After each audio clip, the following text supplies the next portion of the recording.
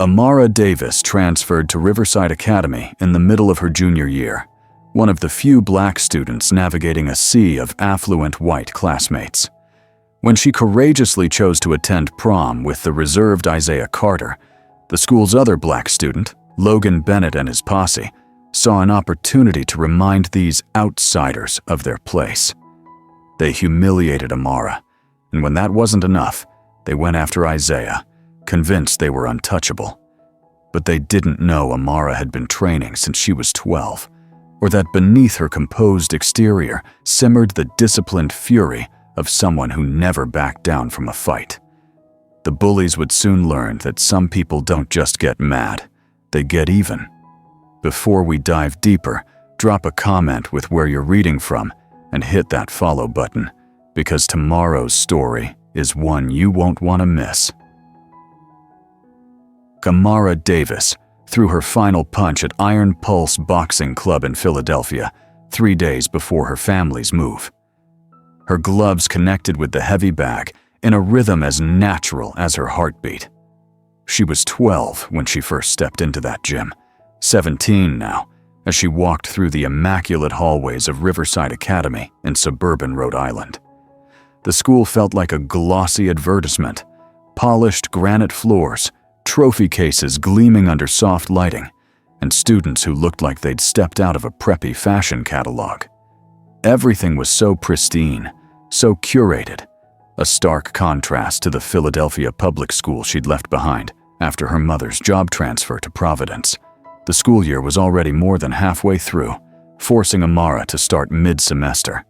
She checked her phone for her locker combination, hyper-aware of being one of the only black faces in a crowd of white students. Their stares followed her like spotlights, conversations dropping to whispers as she passed through the pristine corridors. The shouting erupted before she'd even located her locker. "Come on, Carter! Fight back!" someone yelled from around the corner. Amara quickened her pace and turned to see a crowd of students forming a tight circle near the lockers, their phones already out, recording the chaos unfolding in the center. Through the gaps between bodies, she caught sight of a lanky black boy with glasses pressed against the metal lockers by 3 white boys. Her heart leaped. Another black student. She wasn't alone here after all. But seeing him cornered, outnumbered, and defenseless made her stomach churn. Maybe if you spent less time with your nose in books and more time knowing your place, you'd fit in better, one of the attackers sneered, a stocky blonde with icy eyes.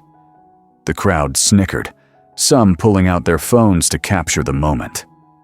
"Please, just leave me alone," the boy said, his voice trembling with fear. "What's that, kid? Speak up!" A tall brunette in a varsity lacrosse jacket grabbed the boy's shirt, yanking him forward. "We can't hear you when you mumble." Books scattered across the polished floor as they shoved him harder. Pages tore under expensive sneakers, and Amara glimpsed the title of one, Advanced Calculus. This kid was brilliant, likely smarter than his tormentors combined, yet they treated him like garbage. "Hey!" Amara pushed through the circle, phones swiveling toward her like weapons. "Back off him!" The 3 boys turned, their faces lighting up with cruel delight. Well, look at this," the brunette said, straightening up with a smirk. 2 for 1 special today. I'm Logan Bennett, and you just made my day so much better." The blonde clapped his hands together. "Christmas came early, boys. Fresh meat." "Look, Isaiah," the 3rd boy, shorter but built like a wrestler, said with mock sweetness. "They sent you a girlfriend. How romantic." "Shut up, Caleb," Logan said, his eyes never leaving Amara. "This requires finesse." Amara stepped between them and Isaiah, her hands clenched at her sides. "I said, back off." "Or what?" Logan circled her slowly, like a predator sizing up prey.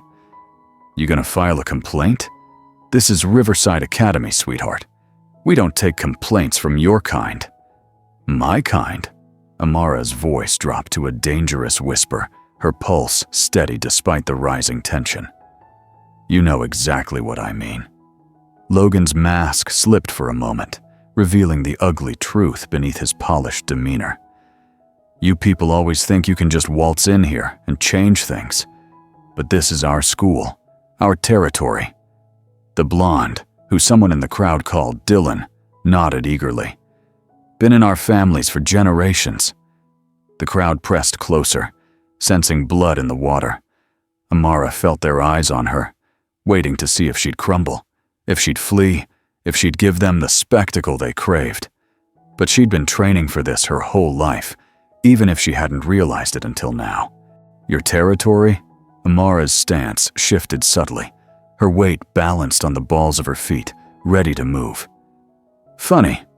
I thought this was a public school, paid for by everyone's taxes. Caleb stepped closer, his wrestler's build intimidating. Public doesn't mean it belongs to people like you. The word hit the air like a slap. Even some of the white students looked uncomfortable now, but no one moved to intervene. Amara felt the familiar calm that came before a fight. The way her vision sharpened, her breathing steadied. She'd experienced it in the ring dozens of times, but never like this.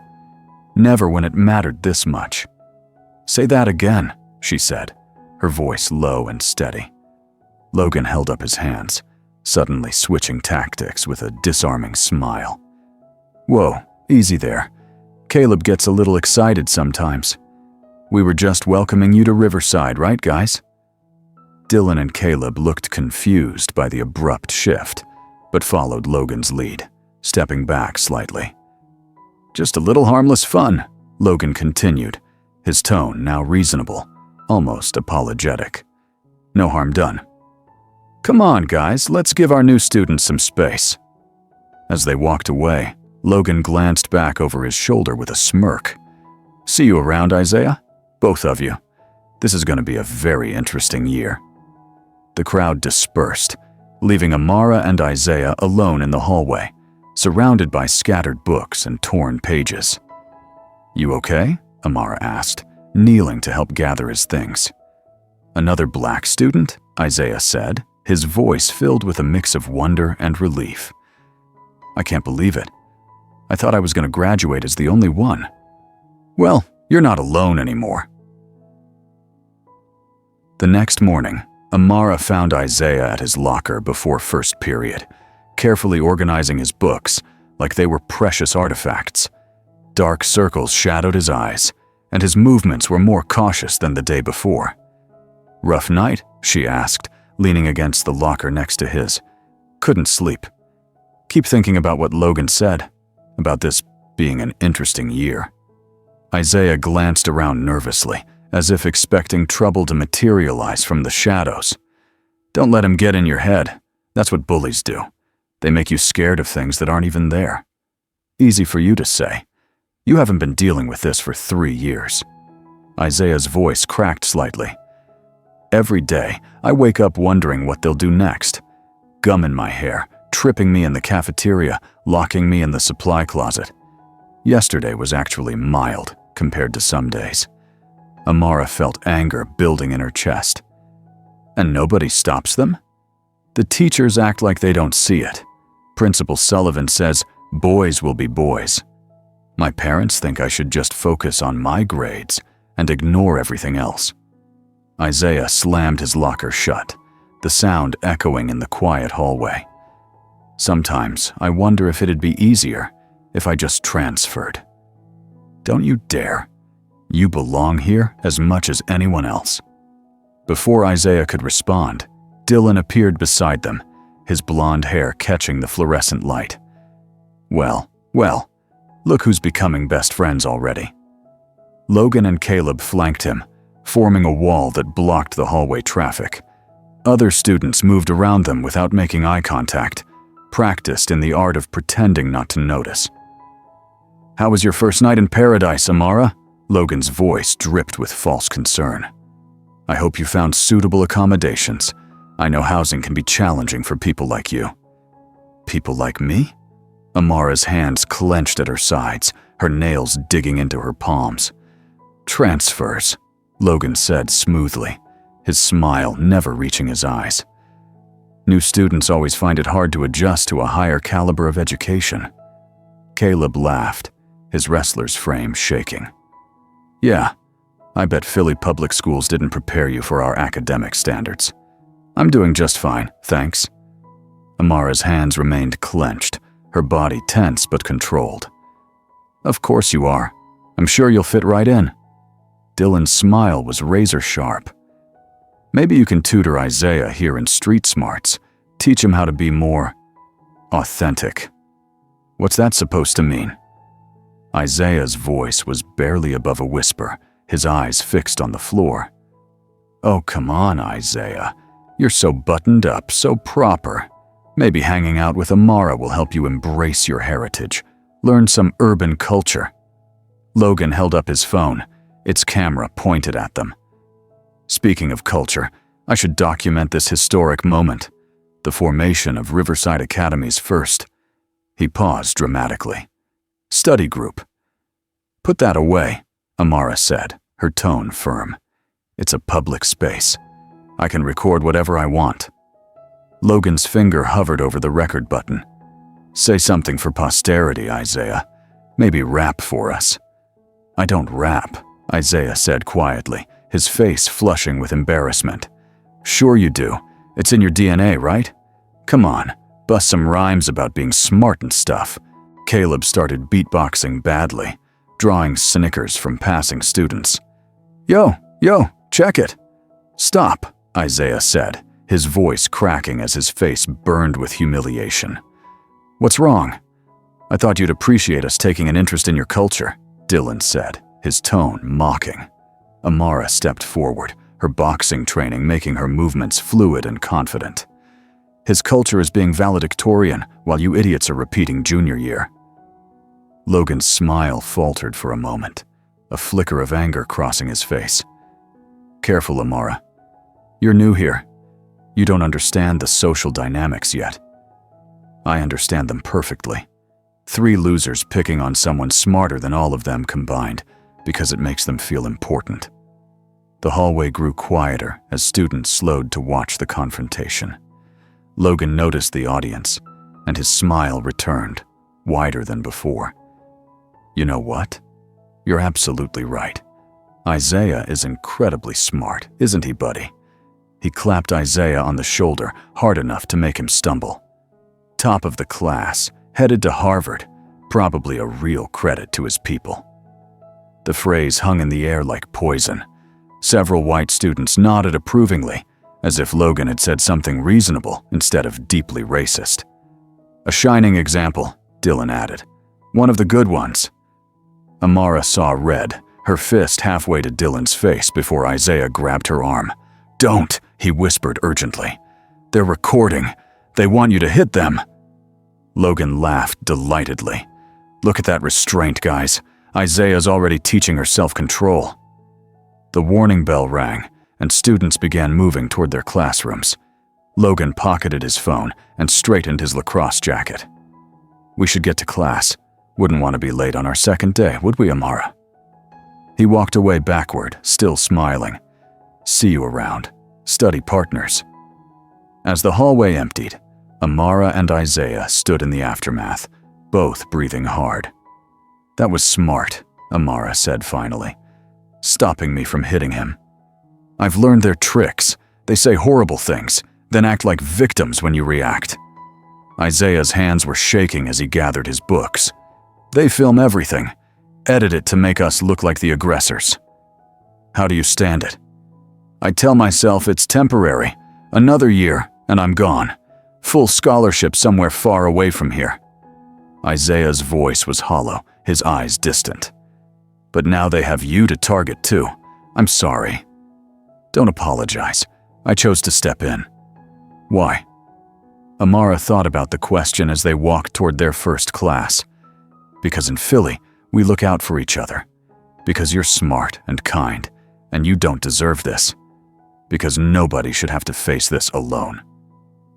For the first time since they'd met, Isaiah smiled. A small, fragile, but genuine smile. Thanks, he said softly. I forgot what it felt like to have someone on my side. As they entered their classroom, Amara caught sight of Logan, Dylan, and Caleb whispering in the back row, their eyes tracking her and Isaiah's every move. They were planning something. She could see it in their expressions. But for the first time in 3 years, Isaiah wasn't facing them alone. By late April, Amara and Isaiah had fallen into a rhythm that felt like a blend of survival and friendship. They met at his locker every morning, ate lunch together in the library where Logan's crew couldn't corner them as easily, and walked to the parking lot together after school. 3 weeks of partnership had shown them both the strength that came from having backup. "They superglued my locker shut this morning," Isaiah said, prying at the metal door with a credit card. "Third time this month. Did you report it?" "To who?" "Principal Sullivan?" Isaiah's laugh was bitter, laced with frustration. "He told me last week that maybe I should try being more approachable if I want to fit in better." Amara watched him struggle with the lock, anger simmering in her chest. "Your parents know about any of this?" "Some of it. They're not the turn-the-other-cheek types, trust me. My mom's been documenting everything, taking photos of the locker, keeping the notes they leave.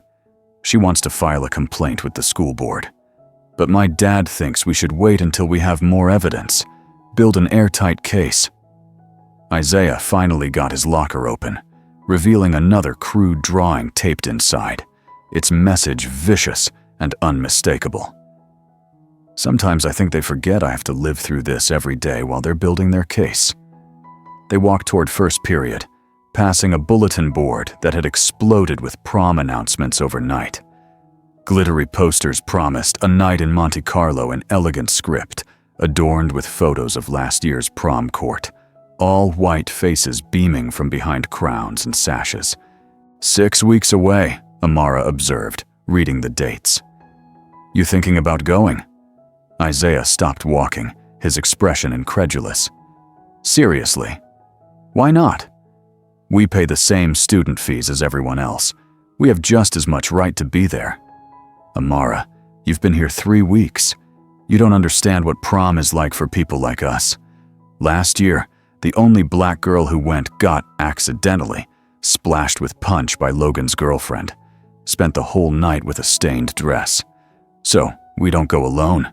Amara turned to face him fully, her eyes resolute. "We go together. Watch each other's backs." "You want to go to prom with me?" Isaiah's voice cracked slightly, a mix of surprise and uncertainty. "Not like a real date, just as friends who refuse to let these idiots run us out of our own school." Before Isaiah could respond, Logan appeared around the corner with Dylan and Caleb flanking him like bodyguards. Well, what are we discussing so intensely this morning?" Logan's voice carried that familiar false friendliness that made Amara's skin crawl. "Nothing that concerns you," she replied, her tone clipped.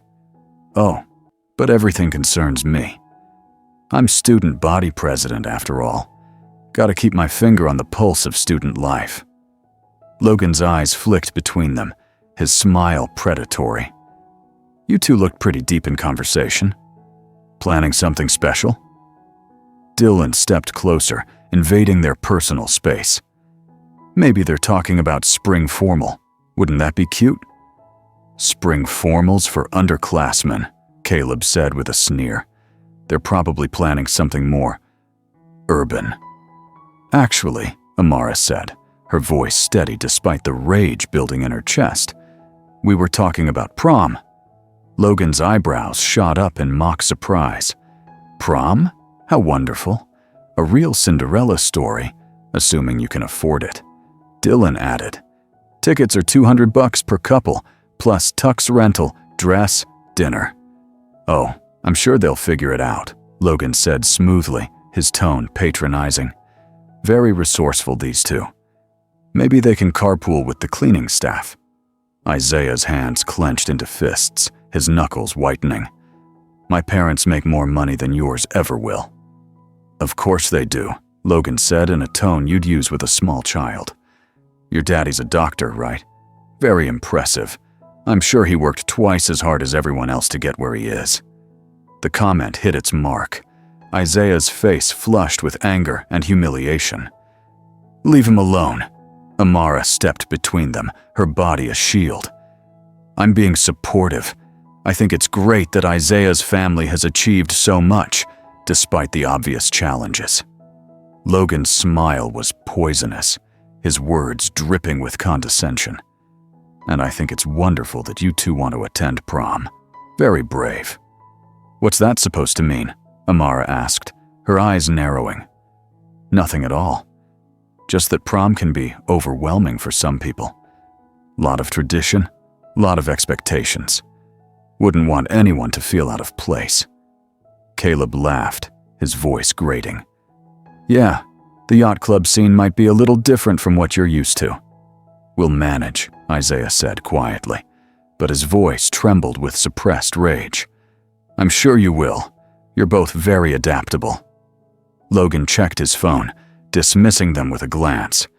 "Well, we should get to class. Wouldn't want to be late on such a beautiful morning." As they walked away, Dylan called back over his shoulder. "Can't wait to see your prom photos. Very historic moment for Riverside Academy." The hallway felt too small, too bright, too full of staring faces. Amara could see other students watching them, some with curiosity, others with the same cruel amusement as Logan's crew. "Now do you see why I don't want to go?" Isaiah asked quietly, his shoulders slumped. "Now, I see why we have to go." Amara's voice was firm, unyielding. "They want us to be scared, to hide, to prove their point about us not belonging. So, we show up. We look amazing. We dance and laugh and have the time of our lives. And when they try to humiliate us, we handle it together." Prom night arrived with all the fanfare Riverside Academy could muster. The hotel ballroom glittered with crystal chandeliers and silver decorations, transforming the space into something that truly embodied the Night in Monte Carlo theme. Amara had chosen a deep sapphire dress that made her feel like royalty, its fabric catching the light with every move. Isaiah looked sharp in his rented tuxedo, his usual nervous energy replaced by a quiet, determined confidence. "You clean up nice, Carter," Amara said, as they posed for photos near the grand entrance, the flash of cameras illuminating their smiles. "You too, Davis. Ready to show them what we're made of." They walked into the ballroom together, heads held high, ignoring the whispers and stares that followed them like a wake. Several couples moved aside as they passed, creating an invisible bubble around them that spoke louder than any words. For the first hour, things went better than expected. They danced to the slower songs, laughed at the DJ's cringe-worthy attempts at humor, and even managed to enjoy the overpriced dinner served on elegant china. Logan's crew kept their distance, content to watch from across the room with expressions that promised trouble later. The trouble started when Amara was standing alone by the refreshment table, waiting for Isaiah to return from the bathroom. Logan appeared beside her like a shadow, his cologne overpowering in the warm air. "Having a good time, princess?" His voice was silk over steel, smooth but laced with menace. "It's been fine, thanks." Amara didn't look at him, focusing instead on ladling punch into 2 crystal cups. "You look beautiful tonight. That dress really brings out your exotic features." Amara's hand tightened on the ladle, her knuckles whitening. "Excuse me?" "I'm complimenting you. You should say thank you." Logan stepped closer, invading her personal space with deliberate intent. "You know, if you ever get tired of charity cases like Isaiah, I could show you what a real man looks like." "Get away from me." Amara's voice was low, a warning. "Come on, don't be like that. I'm being nice here." His hand moved toward her waist, fingers grazing the fabric of her dress. "Just one dance. Show everyone how progressive I am." I said no. Amara stepped back, but Logan followed, his presence suffocating. "Playing hard to get. I like that. Very authentic." His fingers brushed her arm, lingering too long. Bet you're a wild cat when you get going. Don't touch me. Amara's voice carried across the nearby tables, drawing stares from other students. That's when Isaiah appeared, his face flushed with anger. She said don't touch her. Logan's expression shifted to mock surprise, his hands raised in feigned innocence. Easy there, hero. Just having a friendly conversation with your date. Friendly? Looked like harassment to me, Isaiah said, stepping closer, his voice stronger than Amara had ever heard it. Harassment? Logan laughed, and Dylan and Caleb materialized beside him, as if summoned by the tension. I was being a gentleman. Maybe you don't recognize good manners where you come from. Maybe you don't recognize the word no where you come from, Isaiah shot back, his voice steady despite the crowd forming around them. The confrontation was drawing attention now. Students stopped dancing to watch, their phones appearing like vultures sensing blood. Careful, Carter, Dylan said with a grin. You're getting awfully brave for someone who usually runs away. Yeah, Caleb added, cracking his knuckles with a smirk. Maybe that punch is spiked. Logan held up his hands in a gesture of peace, his voice loud enough for the growing crowd to hear. Hey, no need for threats, guys. Isaiah's just looking out for his girl. I respect that. The reasonableness in his tone made Amara's skin crawl. He was performing now, playing the role of the misunderstood good guy for the audience.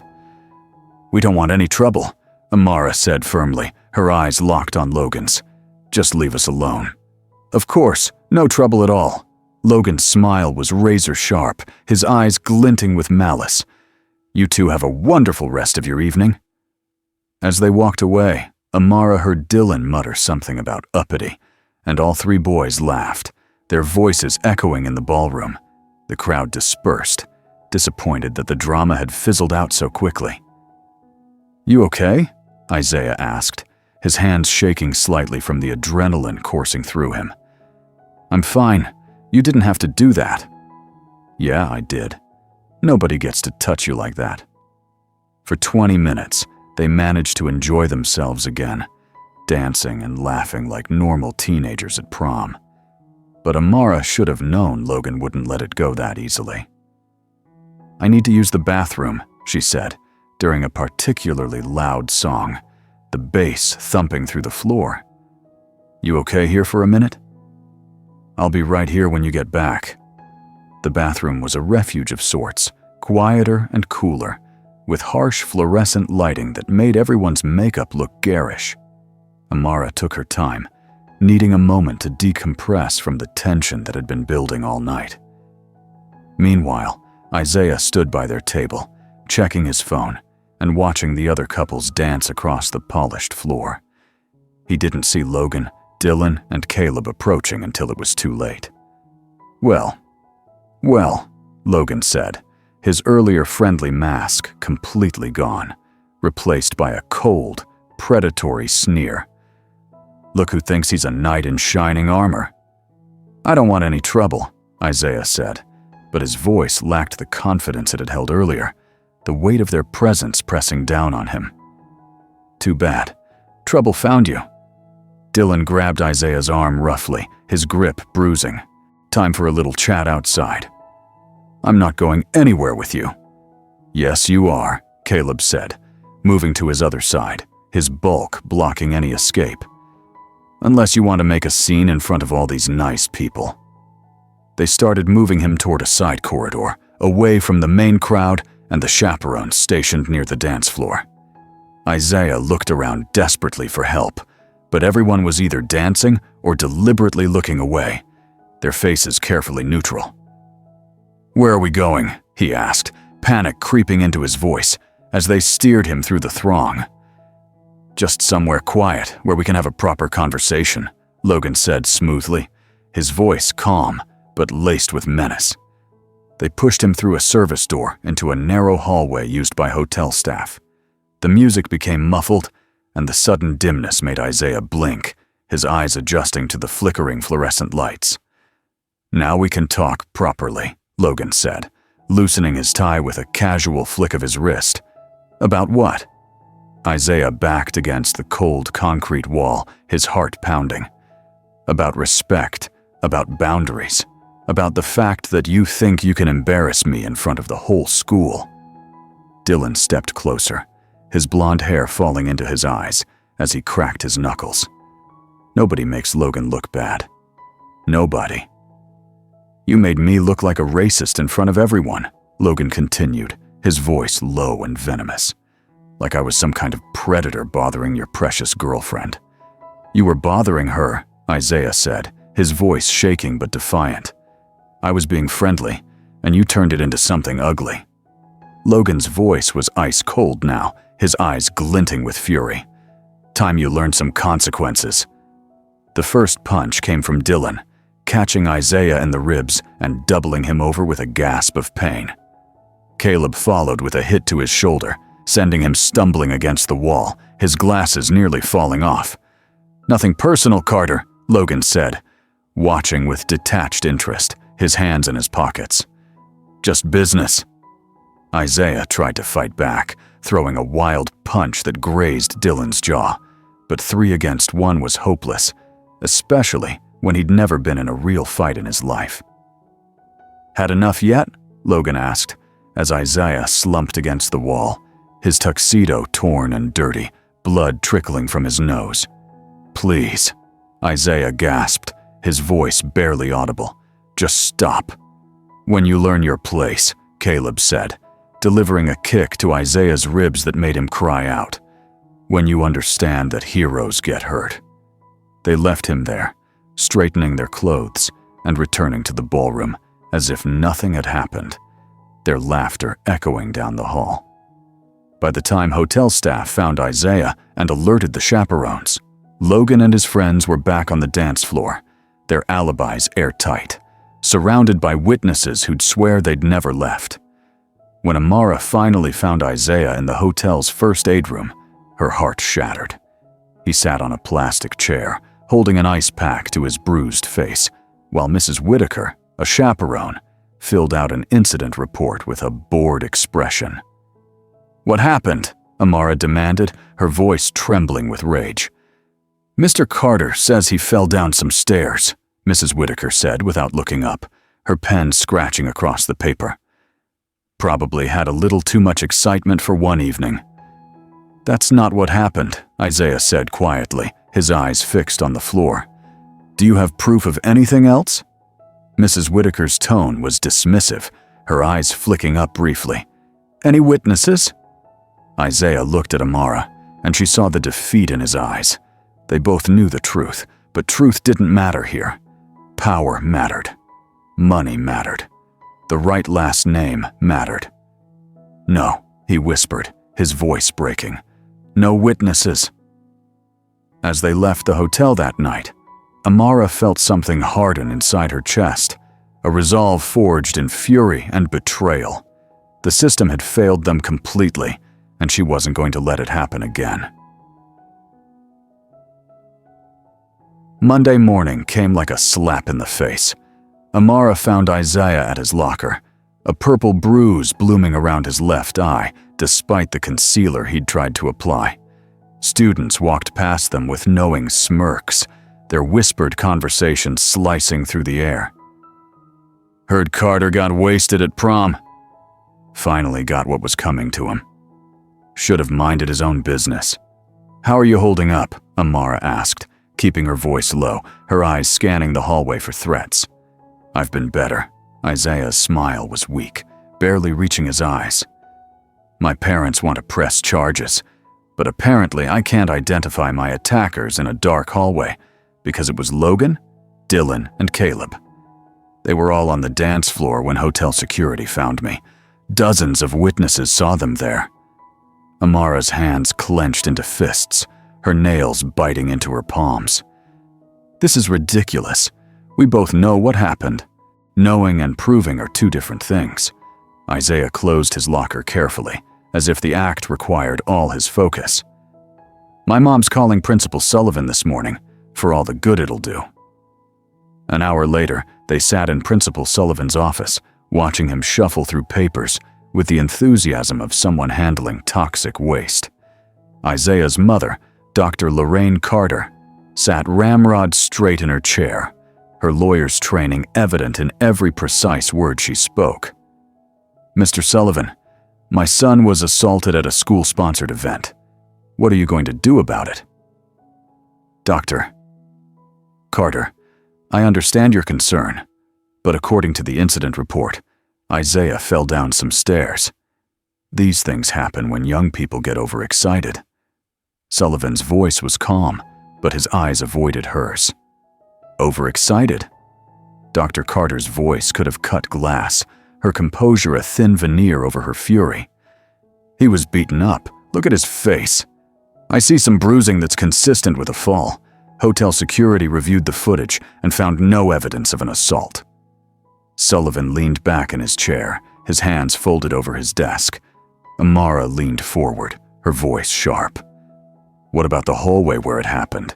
Did they check those cameras?" Sullivan barely glanced at her, his expression dismissive. "That particular corridor doesn't have security coverage. Unfortunate, but not uncommon in older buildings." "How convenient," Dr. Carter said icily, her eyes narrowing. "And I suppose Logan Bennett's whereabouts are well documented."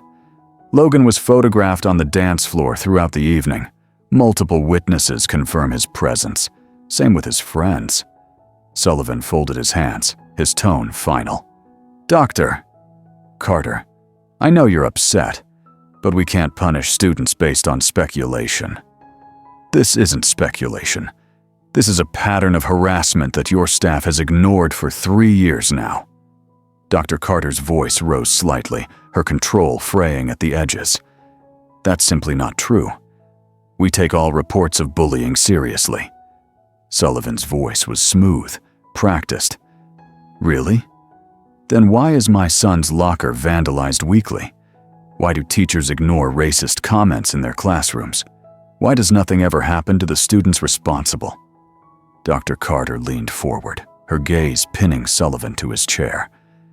Sullivan's expression hardened, a flicker of annoyance crossing his face. Perhaps if Isaiah were more approachable, he'd have fewer social difficulties. Sometimes students bring these problems on themselves. The silence that followed was deafening. Dr. Carter stood slowly, her composure frightening in its control. "What did you just say?" "I simply meant that integration works best when everyone makes an effort to fit in." Sullivan's voice faltered slightly, as if he realized he'd crossed a line. "Integration?" Dr. Carter's voice was deadly quiet, each word a blade. "This is 2025, Mr. Sullivan, not 1955. Of course, poor choice of words. I just meant, you think my son deserves to be beaten because he doesn't know his place." Dr. Carter gathered her purse, her movements deliberate. "I'll be speaking to the school board about this conversation." "Dr. Carter, there's no need for threats." Sullivan stood, his voice tinged with panic. "That wasn't a threat. That was a promise." Later that afternoon, Amara found herself at Steelhaven Boxing Gym, a small, no-frills place she'd discovered a few miles from Riverside Academy. The owner, Coach Torres, was a former heavyweight who'd taken one look at her form and agreed to let her train there after the move from Philadelphia. She was hitting the heavy bag with more fury than technique, her gloves slamming into the leather with a force that echoed through the gym when Torres stepped in. "Easy, kid. That bag didn't do nothing to you." Torres's voice was gruff but kind, his scarred face creased with concern. "Sorry, coach." Amara pulled off her gloves, breathing hard, sweat dripping down her temples. "Just had a bad day." "Want to talk about it?" She told him everything. The relentless harassment, the prom incident, Principal Sullivan's disgusting response. Torres listened without interruption, his expression growing darker with each detail, his hands clenching into fists at his sides. "These punks think they can get away with anything," he said finally, his voice low and angry. "What's your boy gonna do, Isaiah?" "Nothing. He says fighting back just makes it worse." Amara's voice was heavy with frustration. Sometimes, worse is better than nothing. You understand? Torres met her eyes, his gaze steady and intense. Amara nodded slowly. What are you saying? I'm saying maybe your friend needs to learn how to protect himself, and maybe you need to teach him. Torres crossed his arms, his biceps straining against his worn t-shirt. You want me to train Isaiah? I want you to give him options. Right now, all he can do is take it. But if he knew how to fight back… Torres shrugged, his expression unreadable. Bullies respect strength, nothing else. The school would expel us if we fought back. Amara's voice was quiet, but her mind was racing. Only if they catch you, and only if they care enough to do something about it. Torres's smile was grim, his eyes hard. Sounds like they don't care much about anything except protecting their golden boys. That evening, Amara called Isaiah with a proposition that would change everything. Boxing lessons. Amara, I can barely do a push-up, Isaiah said, his voice skeptical, tinged with self-doubt. Torres says he can work with anyone. You don't have to become Muhammad Ali overnight. Just learn enough to defend yourself. Amara's voice was firm, encouraging. And when Logan and his friends jump me again, 3 against 1, boxing skills won't matter. Isaiah's tone was resigned, the weight of his experiences heavy in his words. Then we make sure it's not 3 against 1. Amara paused, letting the words sink in. What do you mean? Isaiah's voice sharpened with curiosity. Amara took a deep breath, her resolve hardening. I mean, we stop playing by their rules. They want to terrorize us? Fine. Let's see how they like being scared for once. You're talking about revenge. Isaiah's voice was cautious, but there was a spark of interest. I'm talking about justice. The school won't protect us. The adults don't care, so we protect ourselves. Amara's words were steady, her conviction unshakable. There was a long pause on the other end of the line. When Isaiah spoke again, his voice was different, harder, more resolved. When do we start? Tomorrow after school, Steel Haven Boxing Gym. And Isaiah? Yeah? Bring comfortable clothes. We've got work to do. As Amara hung up the phone, she felt something shift inside her chest, a sense of purpose, of defiance. They'd tried playing by the rules, tried being the perfect victims who deserved help. But perfect victims just got hurt over and over again. It was time to stop being victims. 3 weeks into training, Isaiah's transformation was subtle but undeniable. His shoulders had broadened slightly from the workouts, his posture was straighter, and the constant nervous energy that used to radiate from him had been replaced by something steadier, more focused. Keep your guard up, Amara called, as he worked the heavy bag at Steel Haven Gym, the sound of his gloves hitting leather echoing through the space. Logan's not gonna politely wait for you to get ready. Isaiah threw a combination, jab, cross, hook, that would have been unthinkable a month ago. His form wasn't perfect, but it was solid, determined. Better.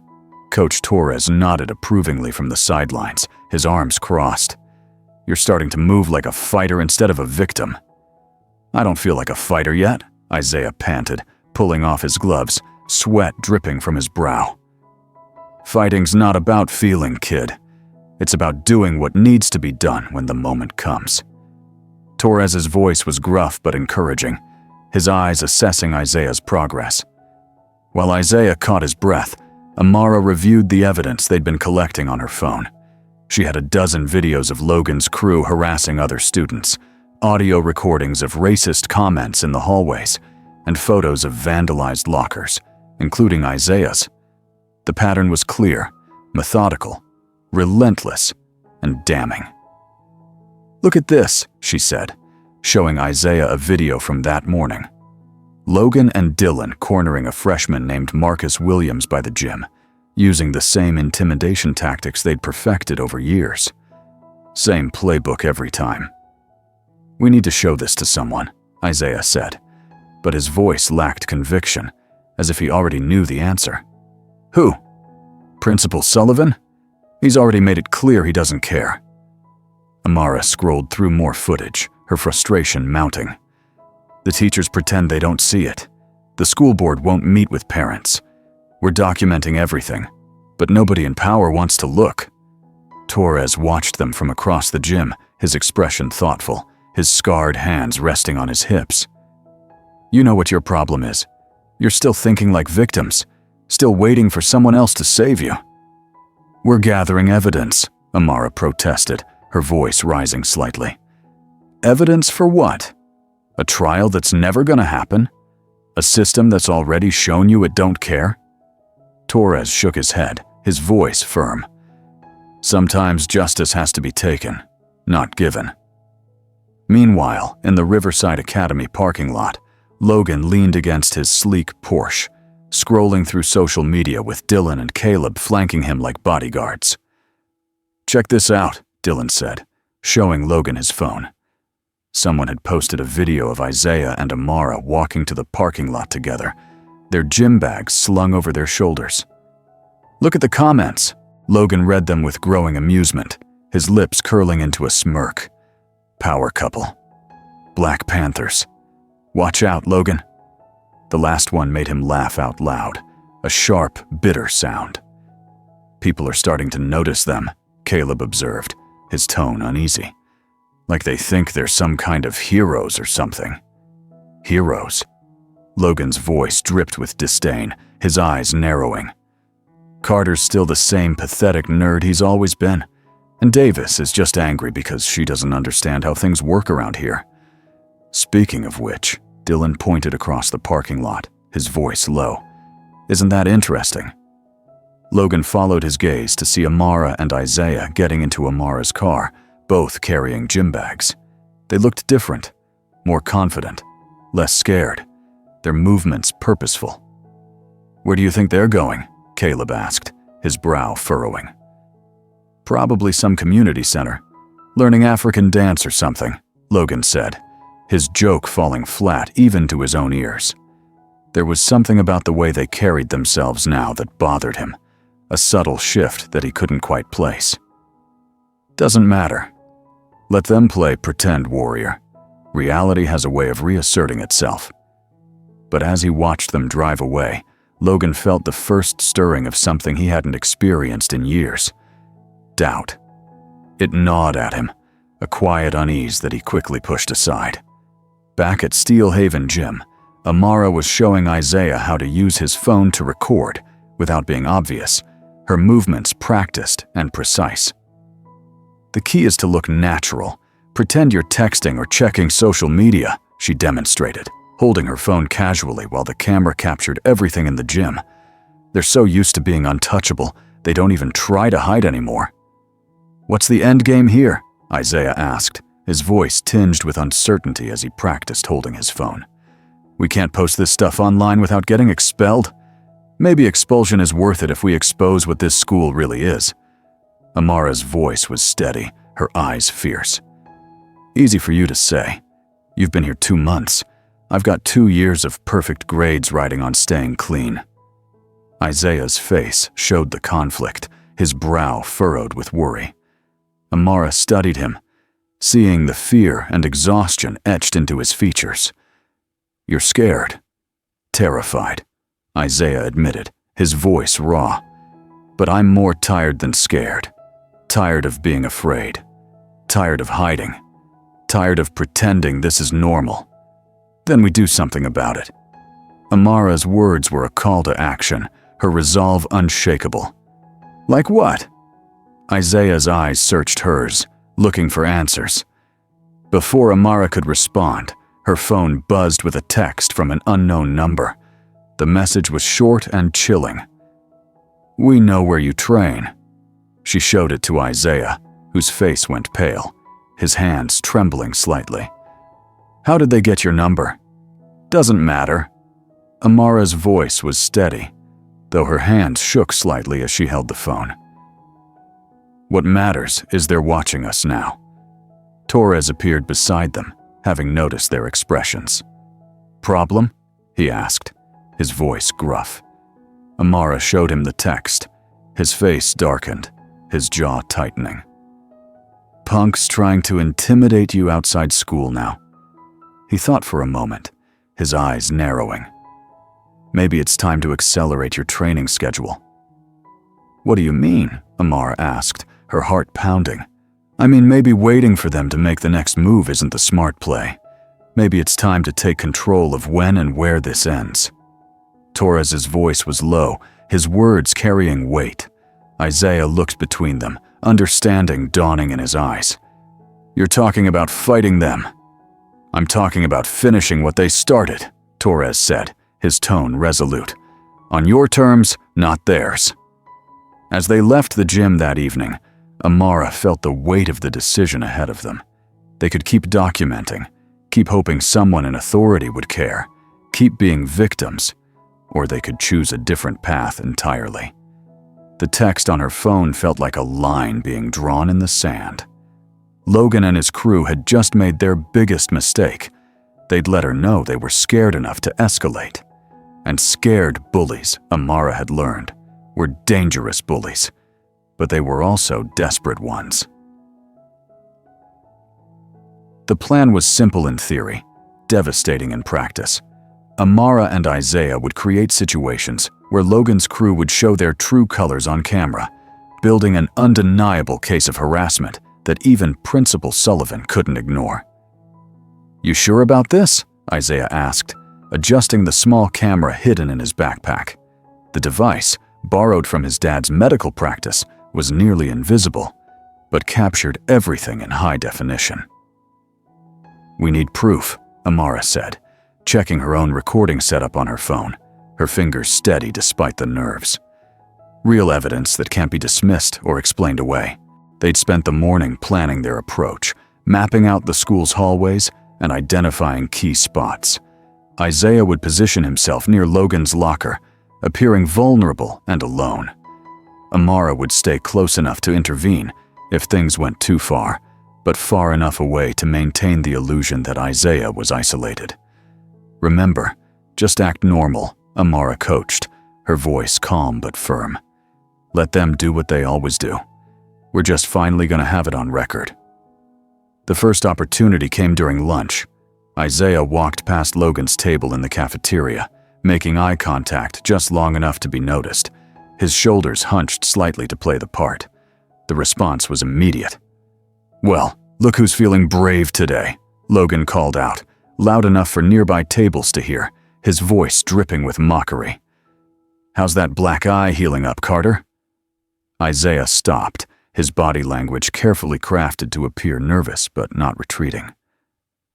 "It's fine," he said, his voice steady but soft. "I bet it is. Heard you've been working out lately. That true?" Logan leaned back in his chair, his posture casual but his eyes predatory. "Maybe." Isaiah's response was short, his eyes flicking to the floor. Dylan and Caleb flanked Logan as he stood up, creating the familiar triangle formation they used to intimidate. Other students began pulling out phones, sensing drama brewing in the air. "Maybe," Logan laughed, stepping closer. "Come on, Isaiah. We're all friends here. Tell us about this new fitness routine." "There's nothing to tell." Isaiah's voice was quiet, but there was a hint of defiance. "Sure there is. Word is you and your girlfriend have been spending a lot of time at some gym. Very inspiring, very urban." The racial undertone was subtle but unmistakable, drawing nods from several white students at nearby tables, while others looked uncomfortable but said nothing. "We're just working out," Isaiah said, his voice steadier than Amara had expected, his training giving him a quiet strength. "Of course you are. Gotta stay in fighting shape, right?" Logan stepped closer, his voice lowering to a threatening whisper. "Never know when you might need to protect yourself." The threat was implicit, but clear. Isaiah's camera was capturing every word, every expression, every witness who watched silently, their faces etched with curiosity or unease.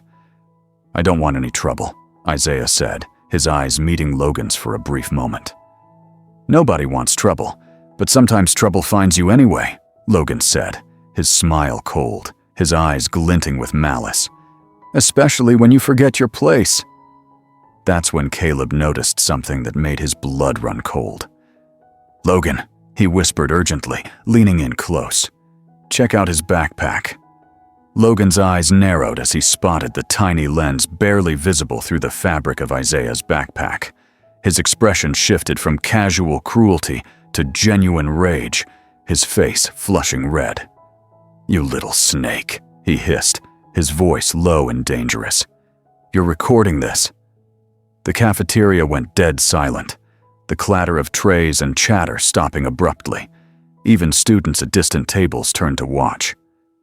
I don't know what you're talking about, Isaiah said, but his voice betrayed a flicker of panic. Don't lie to me. Logan grabbed Isaiah's backpack, yanking it open with a violent tug to reveal the hidden camera nestled inside. You've been setting us up. The realization hit the room like a bomb. Students began murmuring, some approving of Isaiah's tactics, others viewing it as a betrayal of unwritten social codes. How long? Dylan demanded, stepping forward, his fists clenched. How long have you been spying on us? We weren't spying, Isaiah said, his voice growing stronger, fueled by weeks of training and Amara's support. We were documenting harassment. Harassment? Logan's laugh was harsh, echoing in the silent cafeteria. We were just talking to you. You were threatening me. I was being friendly, and you turned it into some kind of setup. Logan's face was flushed with genuine anger now, his composure cracking. You made us look like criminals. You are criminals, Amara said, appearing beside Isaiah, her phone out and recording openly, her stance confident and unyielding. Get that thing away from me, Caleb snarled, reaching for her phone with a quick lunge. Don't touch me, Amara warned, her voice sharp, her body tensing. But Caleb was beyond listening. He lunged for her phone, and that's when everything went sideways. Amara's boxing training kicked in automatically. She sidestepped his grab, and her fist connected with his solar plexus, dropping him to his knees with a gasp. The cafeteria erupted, students jumping onto tables for better views, phones appearing everywhere as chaos spread like wildfire. You want to fight? Logan screamed, his composure completely shattered, his face contorted with rage. He swung at Isaiah, who managed to duck thanks to weeks of training at the gym. Dylan joined the fray, and suddenly it was a full-blown brawl in front of 200 witnesses. Teachers rushed in, shouting orders that no one heard over the noise of shouting and scuffling. Within minutes, security had separated the combatants, but the damage was done. My office, all of you! Principal Sullivan bellowed, his face red with fury, as he pushed through the crowd. As they were marched out of the cafeteria, Amara caught glimpses of student phones capturing every moment. The video would be online within minutes, spreading across social media like a virus. But she also saw something else in Logan's eyes that chilled her. A cold, calculating fury. This wasn't over. If anything, it had just begun. You think you're so smart, Logan whispered, as they walked down the hallway, his voice low and venomous. You have no idea what you just started. Amara met his gaze steadily, her own eyes burning with defiance. Neither do you. The truth was, none of them understood what forces they'd just unleashed. The careful balance of power at Riverside Academy had been shattered, and what would emerge from the chaos was anyone's guess. But there was no going back now. The suspension lasted 3 days for everyone involved, but the real punishment was just beginning. Amara sat in her family's living room in their modest Providence home, watching the cafeteria fight video rack up thousands of views on social media. The comment section was a battlefield of its own, a mix of vitriol and support. Black girl thinks she's tough. About time someone stood up to Logan Bennett. Typical ghetto behavior. Those bullies got what they deserved. Her mother, Angela Davis paced behind the couch with the controlled fury of someone who'd spent years fighting similar battles in her career as a community organizer. "I'm proud of you for defending yourself," she said finally, stopping to look at Amara with fierce eyes.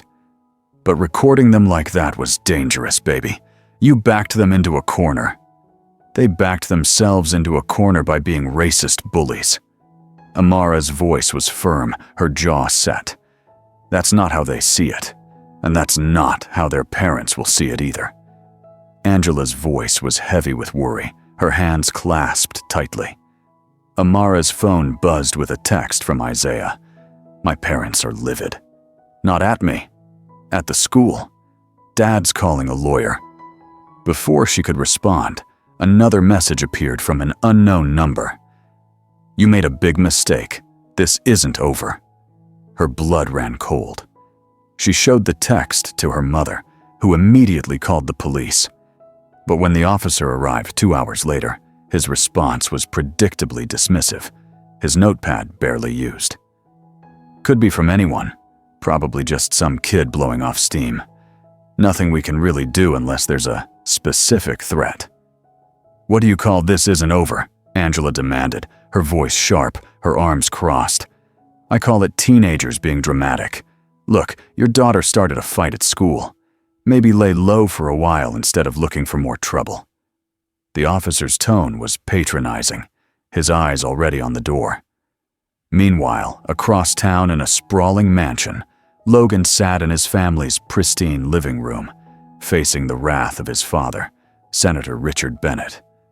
The man's political ambitions had just taken a serious hit thanks to his son's viral humiliation, and his face was red with fury. "Do you have any idea what you've done?" he raged, pacing in front of the fireplace. "I'm running for governor, and my son is all over the internet looking like a common thug. Dad, they set us up. They were recording us illegally." Logan's voice was defensive, his hands clenched in his lap. "I don't care if they had a full film crew. You never give them ammunition to use against you." Richard's face was inches from Logan's, his voice a low growl. "The black community is already calling for my head, saying I raised a racist son. The NAACP is threatening protests." "I'm not racist." Logan's voice was sullen, his eyes fixed on the floor. "Tell that to the 10 million people who watched you threaten that boy on camera." Logan's mother, Patricia, sat silently in her designer chair, her political consultant instincts calculating damage control. "We need to get ahead of this story," she said finally, her voice calm but cold. "Show Logan doing community service, maybe volunteer work with underprivileged youth." "I'm not doing charity work with those people," Logan snapped, his voice rising. His father's hand connected with his cheek in a sharp slap, the sound echoing in the room. "You'll do exactly what we tell you to do, or you'll find yourself at military school faster than you can blink." Richard's voice was low, dangerous. The room fell silent. Logan's cheek burned, but his eyes burned hotter with humiliation and rage. "However," his father continued, his voice dropping to a chilling whisper, "that doesn't mean we let this slide. There are ways to handle problems like this. Quiet ways." Logan met his father's eyes and saw something that chilled him. Not anger, but cold calculation. This was how the Bennett family had maintained power for generations, not through open confrontation, but through systematic destruction of their enemies. "What do you want me to do?" Logan asked, his voice low. "Nothing. Let us handle it." Richard's smile was thin, predatory. Back at Riverside Academy, the aftermath of the cafeteria incident rippled through the student body like shockwaves. Amara returned to school to find herself transformed into something she'd never wanted to be, a symbol. "Amara!" A group of younger black students surrounded her at her locker, their eyes wide with admiration. "That was so cool how you dropped Caleb. Can you teach us how to fight?" "I don't want to teach anyone to fight," Amara said, uncomfortable with the attention, her hands gripping her backpack straps. "But you showed them they can't just push us around anymore," one of the sophomores said, her voice earnest. "You stood up for all of us." The weight of their expectations pressed down on her like a physical force. She'd only wanted to protect herself and Isaiah, but somehow she'd become the face of resistance against the school's toxic culture. Isaiah appeared beside her, looking equally overwhelmed, his glasses slightly crooked. "The guidance counselor wants to see us," he said quietly, his voice tense. Mrs. Whitaker's office felt like a trap, the air heavy with unspoken accusations. The woman sat behind her desk, with a false smile that didn't reach her eyes, her hands folded neatly over a file. "I've been reviewing the incident," she began, her tone clipped. "While I understand you felt provoked, your actions were completely inappropriate." "They were harassing us," Amara said, her voice steady but firm. "According to who?" Whitaker's eyebrow arched. "The video shows Logan having a normal conversation before you two escalated to violence." "Normal?" Isaiah's voice cracked with disbelief, his hands gripping the arms of his chair. "He threatened me." "I see friendly banter that got out of hand when you decided to create drama." Whitaker's tone was dismissive, her eyes cold. "The recording device shows premeditation. You planned this confrontation." "We plan to document harassment," Amara said, her voice rising slightly. "You plan to embarrass fellow students and create a viral moment for social media fame." Whitaker leaned forward, her voice sharp. "I'm recommending both of you for transfer to alternative education. Clearly, you're not a good fit for Riverside Academy's culture." The threat hung in the air like poison, a death sentence for their academic futures, their college prospects, their dreams. "You can't do that," Amara whispered, her heart pounding. "I can and I will, unless you agree to some conditions." Whitaker's voice was cold, final. "What conditions?" Isaiah asked, his voice barely audible. "Public apology to Logan and his friends, admission that you staged the incident for attention, and a promise to stop this crusade of yours." Whitaker's smile returned, thin and triumphant. Amara felt the walls closing in. Every adult who was supposed to protect them had failed. And now they were being asked to humiliate themselves to save their futures. "No," she said finally, her voice steady despite the fear clawing at her chest. "Excuse me?" Whitaker's smile vanished, her eyes narrowing. "I said no.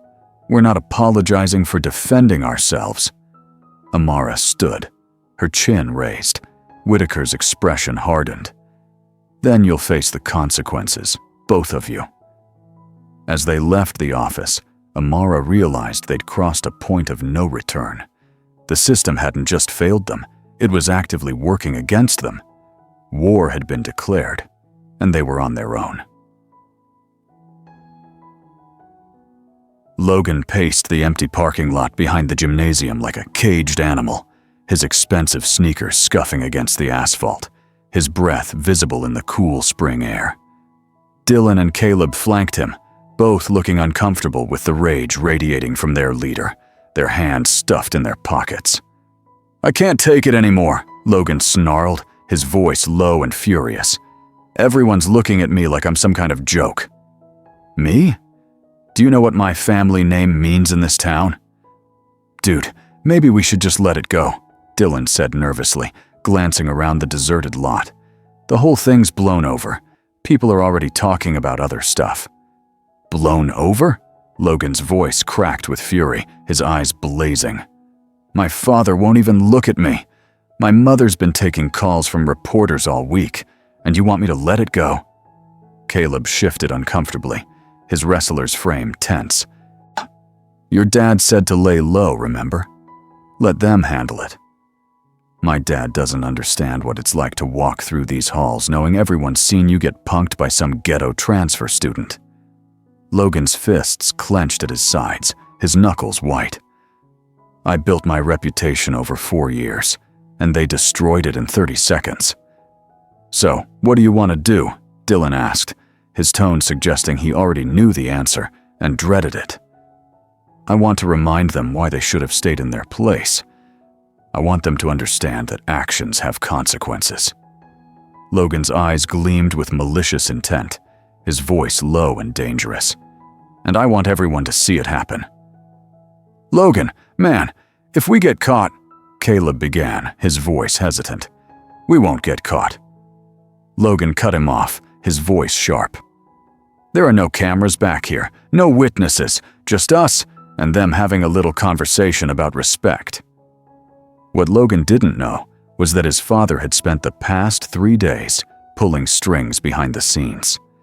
Senator Richard Bennett had made strategic phone calls to the school board, applied pressure in back rooms, and leveraged political favors built up over decades of public service. It was textbook damage control. Make the problem disappear through institutional power rather than messy public confrontations. The Bennett family had been playing this game for generations, but Logan, in his privileged bubble of rage and humiliation, had no idea his father was already fixing everything through proper channels. "There they are," Caleb whispered, pointing across the lot, his voice low and tense. Amara and Isaiah walked toward her car, their conversation focused on their plans to meet Coach Torres at the gym.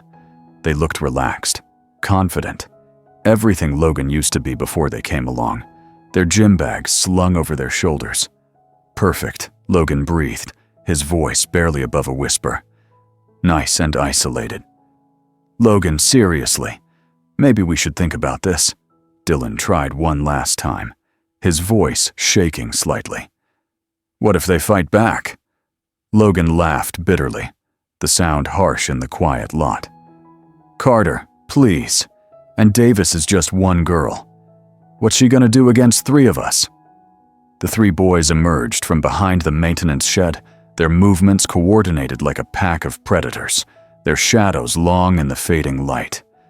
Logan felt the familiar rush of power that came from having backup, from being the one with the advantage. "Going somewhere special?" he called out, his voice dripping with false friendliness, his smile a mask.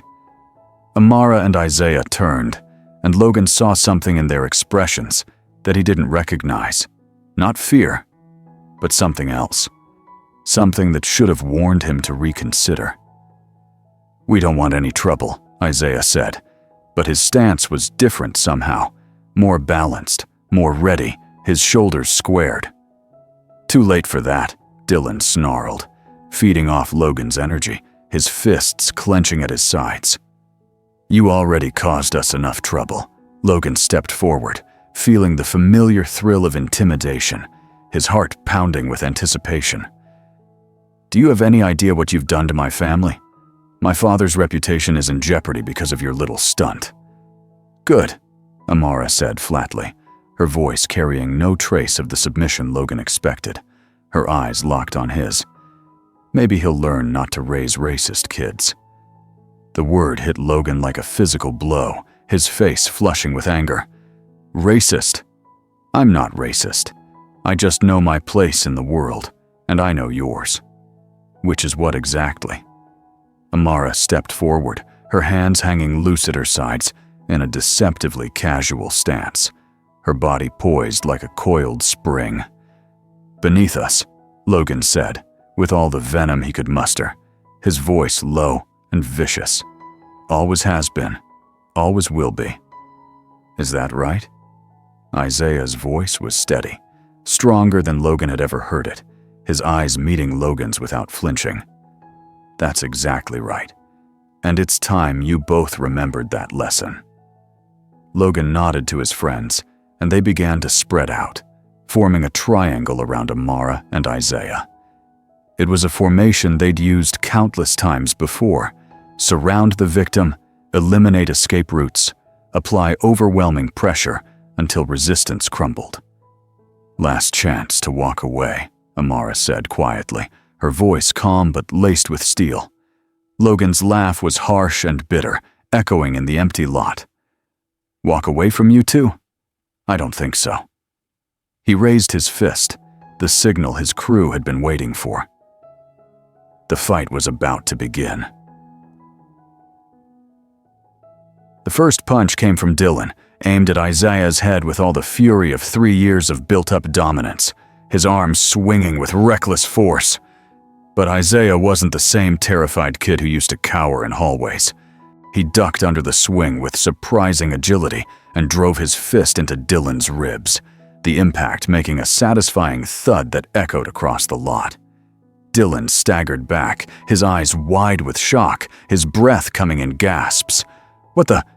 Before he could finish, Isaiah followed up with a left hook that caught Dylan in the jaw, snapping his head to the side.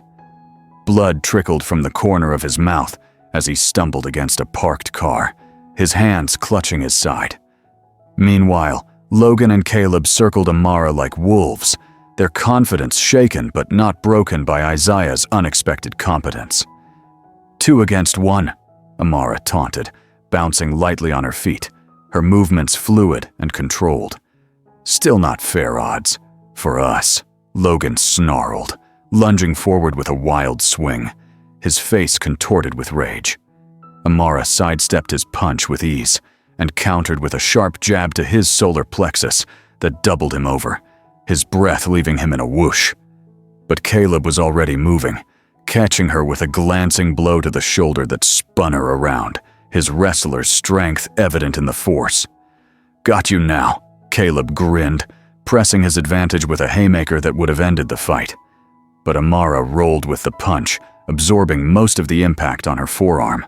Her return uppercut caught Caleb under the chin, lifting him off his feet for a moment, before he crashed back down to the asphalt with a groan. Across the lot, Dylan had recovered enough to charge at Isaiah again, this time leading with his shoulder like a linebacker, his bulk aimed to crush. The tackle drove Isaiah back against the gymnasium wall, knocking the wind out of him with a grunt. "Not so tough now, are you?" Dylan gasped, blood still flowing from his split lip, his eyes wild. He grabbed Isaiah by the shirt and drove a knee toward his midsection, but Isaiah twisted away at the last second, years of dodging bullies giving him instincts, if not experience. The knee hit brick instead of flesh, and Dylan howled in pain, clutching his leg. Isaiah's elbow strike caught Dylan in the temple, stunning him long enough for Isaiah to break free, his breath coming in ragged gasps. But the effort left him exposed, and Dylan's desperate backhand caught him across the cheek, sending his glasses flying to the ground with a clatter. "Isaiah," Amara called out, momentarily distracted, her eyes flicking toward him. Logan seized the opportunity, tackling her around the waist and driving her to the asphalt with a thud that echoed in the lot. They rolled across the ground, each fighting for position, their limbs tangled in a furious struggle, until Logan ended up on top, his knees pinning her shoulders. "Finally," he panted, raising his fist, his face twisted with triumph. "Time to put you in your place." But Amara's legs were free, and her knee shot up between Logan's legs with devastating accuracy, the impact making him roll off her with a high-pitched groan, clutching himself in agony. Caleb tried to capitalize on Amara's position on the ground, lunging toward her, but she swept his legs out from under him with a quick scissor motion, sending him crashing down beside her with a grunt. They both scrambled to their feet, breathing hard, circling each other like prize fighters in a ring, their eyes locked in mutual defiance. "You're stronger than I expected," Caleb admitted, wiping blood from his nose with the back of his hand, his voice grudgingly respectful. "You're weaker," Amara replied, her voice steady, then launched a combination that drove him backward. A left hook connected with his ribs, a right cross caught him in the jaw, and a follow-up left sent him stumbling into a parked car with a metallic thud. But Caleb wasn't finished. He grabbed a handful of gravel from the ground and flung it at her eyes, a desperate, dirty tactic. Amara threw up her hands to protect her face, the pebbles stinging her skin, and Caleb's tackle drove her back against Logan's Porsche, the impact knocking the breath out of her with a gasp. Caleb's fist caught her in the stomach, doubling her over, pain radiating through her core. Meanwhile, Isaiah and Dylan were locked in a desperate grapple near the maintenance shed, both boys bloodied and exhausted, their technique deteriorating into raw desperation. Dylan managed to get behind Isaiah, wrapping his arm around his throat in a chokehold, his bicep tightening. "Give up," he gasped, his voice ragged. "Just give up." But weeks of training had built more than just muscle. They'd built determination. Isaiah drove his elbow back into Dylan's ribs repeatedly, each strike weakening the grip until he could spin around and catch Dylan with a right cross that dropped him to his knees, his eyes glassy.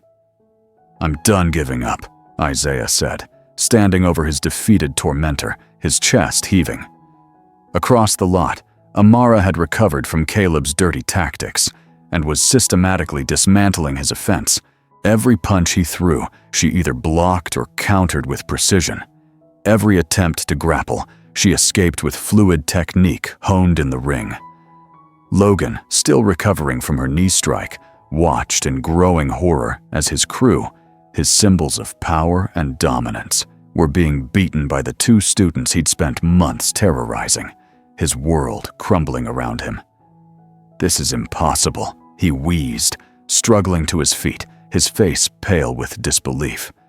"We're supposed to win. We always win." "Not today," Amara said, advancing on him with controlled fury, her eyes burning with resolve. That's when a voice cut through the parking lot like a whip crack. "What the hell is going on here?" Everyone froze, their breaths visible in the cool air. Coach Torres stood at the edge of the lot, his weathered face dark with anger, his fists clenched at his sides. Behind him, attracted by the noise, were several other adults, including a security guard, their faces a mix of shock and disapproval. "Everybody step back now," Torres commanded, pulling out his phone with a steady hand. "I'm calling the police." As sirens wailed in the distance, the reality of what had just happened began to sink in. The fight was over, but the real battle was just beginning. The police arrived with sirens blaring and lights flashing, transforming the quiet parking lot into a crime scene bathed in red and blue. Officer Martinez stepped out of the first patrol car, taking in the chaotic scene. 3 white boys bloodied and beaten, 2 black students standing defiantly despite their own injuries, their clothes torn and faces bruised. "Everybody stay where you are," he commanded, his hand resting on his weapon, his eyes scanning the group. Logan struggled to his feet, his pristine appearance destroyed, his hair disheveled and his shirt torn. "Officer, thank God you're here. These 2 attacked us. We were just walking to our cars when they jumped us," he said, his voice shaking with feigned panic. "That's not what happened," Amara said firmly, wiping blood from her split lip with the back of her hand, her stance unwavering. "Are you seriously going to believe them over us?" Dylan added, still clutching his ribs, his face a mask of pain and indignation. "Look at us. We're the victims here." Officer Martinez's expression remained neutral, but Amara could see the familiar pattern forming. 3 white boys from prominent families against 2 black students. She'd seen this script play out before, and her heart sank. "Actually," Coach Torres stepped forward, holding up his phone with a grim expression. "I've got the whole thing recorded." The parking lot fell silent except for the crackling of police radios. "I was in my office upstairs when I heard shouting," Torres continued, his voice steady and authoritative. "Started recording when I saw them corner these 2 kids. Got everything from the threats to the first punch." Logan's face went white, his eyes wide with panic. That's not possible." "Modern phones have great zoom features," Torres said with grim satisfaction, his lips twitching slightly. "Want to see?" He held up his phone, and even from a distance, the audio was crystal clear. Logan's voice saying, "Beneath us. Always has been. Always will be." Followed by Dylan throwing the first punch. Caleb protested, his voice rising in desperation. "You can't use that. He didn't have permission to record us." "Actually, I can," Torres said, his tone unyielding. "Public space. No expectation of privacy. Basic law. Within minutes, backup units arrived, followed by paramedics and Detective Sarah Nguyen, a no-nonsense woman who'd been working hate crimes for 15 years, her sharp eyes missing nothing. "Let me get this straight," Nguyen said, after reviewing the footage on Torres's phone, her voice calm but laced with steel. "You three approached these two students, made racially charged statements, threatened them, and threw the first punches." "We were just talking," Logan insisted, his privileged confidence cracking under her scrutiny, his hands shaking slightly. "They escalated it." "Son, I've got video evidence that says otherwise." Nguyen turned to Amara and Isaiah, her expression softening slightly. "You two need medical attention." "We're fine," Amara said, though her knuckles were split and bleeding, and pain throbbed in her shoulder. "You're not fine. You defended yourselves against 3 attackers." Nguyen's voice carried a note of respect, her eyes meeting theirs. "That takes courage." The paramedics checked everyone for serious injuries, while Nguyen took statements, her pen moving swiftly across her notepad. Logan kept insisting his father would sort this out, but his threats rang hollow now, his voice tinged with desperation. "Your father's the senator, right?" Nguyen asked with dangerous calm, her eyebrow raised. "Good. Then he'll understand the importance of prosecuting hate crimes to the fullest extent of the law." Across the lot, more people were arriving. Parents, school officials, and media representatives drawn by police scanners and social media posts. Someone had already uploaded Torres's video, and it was spreading like wildfire across platforms. The comment section a mix of outrage and support. Dr. Lorraine Carter arrived first, her lawyer instincts immediately taking over, her heels clicking against the asphalt. "Isaiah, don't say anything else without me present," she commanded, then turned to Nguyen, her voice sharp and authoritative. "I want these 3 arrested for assault and hate crimes." "Already working on it," Nguyen replied, her tone professional but firm. Logan's parents arrived in a black Mercedes, Senator Richard Bennett's political composure cracking when he saw his son in handcuffs, his face red with fury. "This is outrageous," he stormed over to Nguyen, his voice booming. "My son is the victim here." "Your son is under arrest for aggravated assault and intimidation," Nguyen said calmly, unfazed by his authority. "I've got video evidence of him making racial threats before initiating violence." "I'll have your badge for this," Bennett growled, his hands clenched at his sides. "Feel free to try. The video's already gone viral. Might be hard to spin this one." Nguyen's voice was cool, her eyes meeting his without flinching. Bennett's face went ashen as he realized the political implications. His son's racist attack, captured in high definition and spreading across the internet, had just destroyed his gubernatorial campaign before it truly began. Meanwhile, Principal Sullivan arrived looking like he'd swallowed poison, his suit rumpled and his face pale. The fight, the arrests, the viral video, everything he'd tried to cover up was now exploding in his face, his career teetering on the edge. "This could have been handled internally," he said to Nguyen, his voice strained. "Really? Like you handled the prom incident or the 3 years of harassment these kids documented." Nguyen held up a file, her voice sharp. "Yeah, we know about all of that. Turns out when kids start getting beaten up, parents start talking."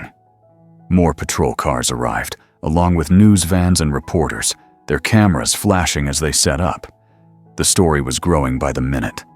Senator's son arrested for racist attack. Viral video exposes school bullying. Students fight back against harassment. Amara watched Logan being loaded into a patrol car, his designer clothes torn and dirty, his face a mask of defeat and disbelief.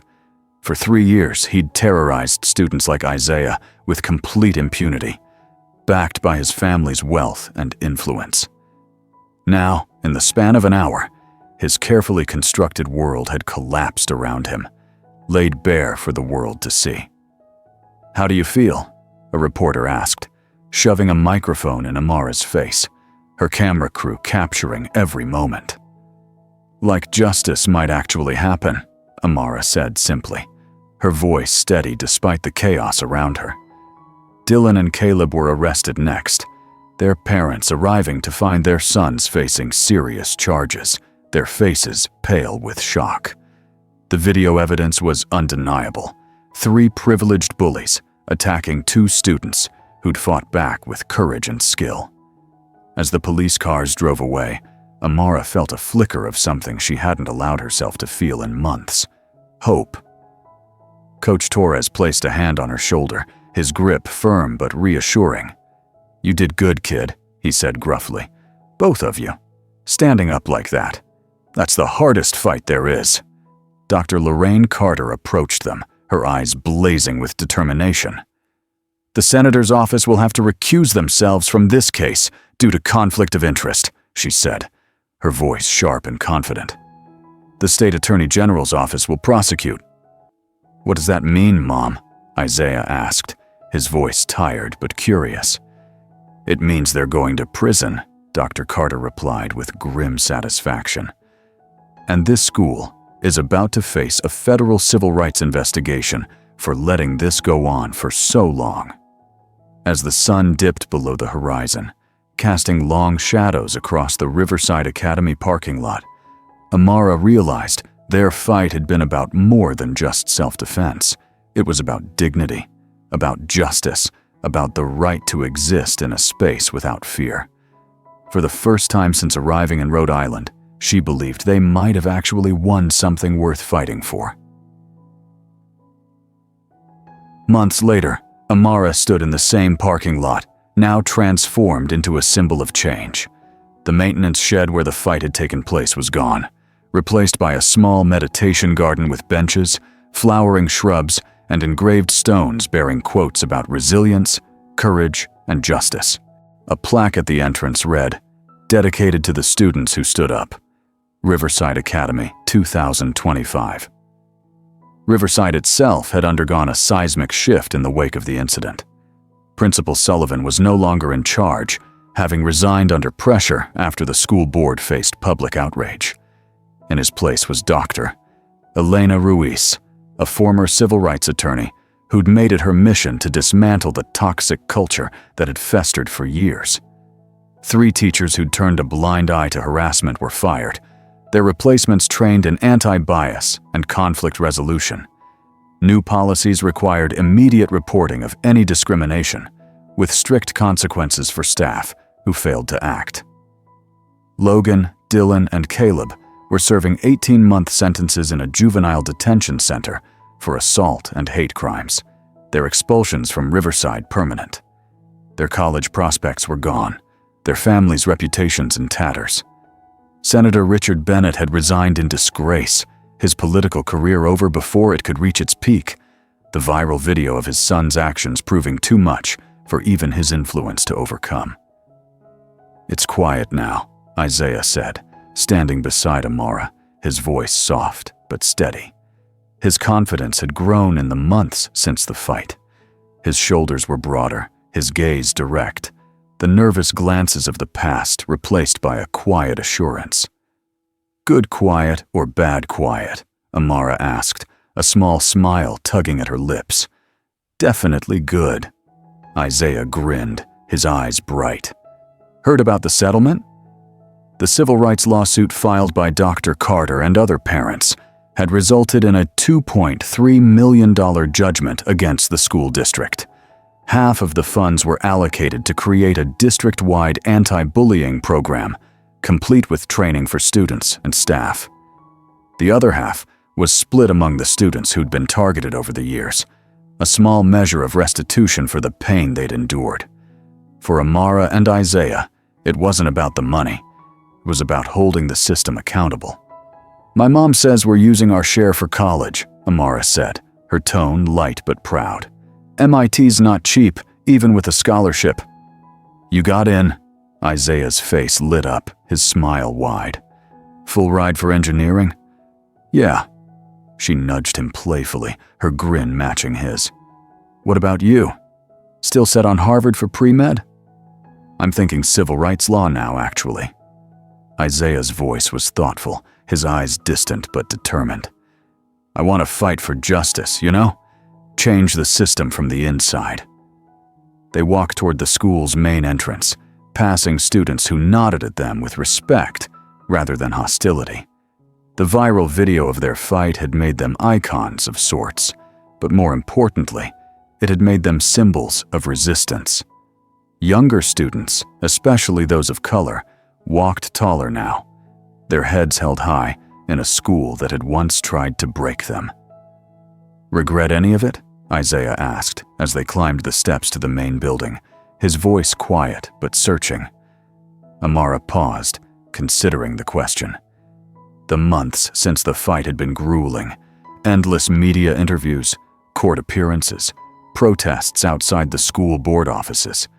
Staying quiet, keeping their heads down, would have been so much easier. "No," she said finally, her voice firm. "I regret that it took us so long to fight back. I regret the kids who suffered before we found the courage to do something." "We inspired them, though," Isaiah said, his voice warm with conviction. "Look around." He was right. Students of color moved through the hallways with confidence now, no longer shrinking from the gazes of their peers. The school newspaper had launched an anti-discrimination column, giving a voice to students who'd once been silenced. A group of freshmen had started a diversity club, their meetings packed with students eager to continue the work Amara and Isaiah had begun. The change wasn't perfect. Whispers of resentment still lingered among some students, and not every teacher embraced the new policies. But it was real, tangible, a foundation to build on. "Remember when we thought we'd never make it to graduation?" Isaiah said as they reached his locker, his tone light but tinged with nostalgia. "Now it's just 2 months away." "You gonna miss this place?" Amara asked, leaning against the locker beside his, her arms crossed. "Parts of it," Isaiah admitted, his smile soft. "The good parts we made together." They'd been invited to speak at conferences across the state, their story becoming a case study in how students could drive systemic change through courage and persistence. Their friendship, forged in the fire of adversity, had become a beacon for others, a reminder that no one had to face injustice alone. "Jasmine texted about studying this weekend," Isaiah said casually, pulling books from his locker. "A P-history group at the library. You in?" "Sounds good," Amara replied, her grin returning. "I could use some help with the Reconstruction era." "Talk about irony," Isaiah laughed, the sound bright and free in the hallway that had once been so hostile, considering we fought our own little war right here. "Yeah," Amara said, her laughter joining his, the sound echoing down the corridor. "Think we won." Isaiah looked around, taking in the students chatting freely, the teachers who now intervened when slurs were whispered, the school that was slowly confronting its flaws. "Look at this place," he said, his voice steady.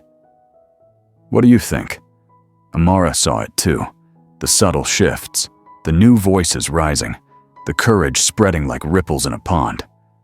"Yeah," she said, her smile widening. "We won." As they headed to their first class, their steps in sync, their friendship pointed toward a future filled with possibility. Behind them, a freshman straightened her shoulders, walking taller as she passed a group of older students, her eyes bright with determination. The cycle of courage was just beginning, and Amara and Isaiah had lit the spark. Thanks for reading this story. I hope you loved it as much as I loved writing it. Drop a like and hit that follow button so you don't miss the next one. I've got 2 more stories lined up that I think you'll enjoy. Have an awesome day.